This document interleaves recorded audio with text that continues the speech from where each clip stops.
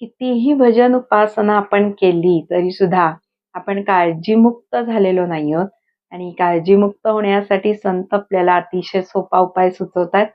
जो माणूस आपल्या तरुणपणी खूप चांगल्या पद्धतीने नीती नियमानुसार वागेल, त्याला म्हातारपण मुळीच दुःखदायक असणार नाही.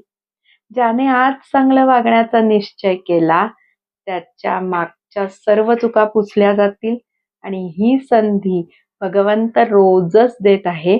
मग ज्यांनी चुका केलेल्या असतील, त्यांनी सुद्धा आजपासून चांगलं वागण्याचा जर निश्चय केला आणि कालच्या चुका पुन्हा पुन्हा रिपीट केल्या नाहीत, तर भगवंत मागच्या सर्व चुकांची माफी देऊन टाकतो आणि मग काळजीचं कारणच उरत नाही. मग भगवंतानी दिलेली ही संधी काळजीमुक्त होण्यासाठी आपण का बरं घेऊ नये? नक्की विचार करा.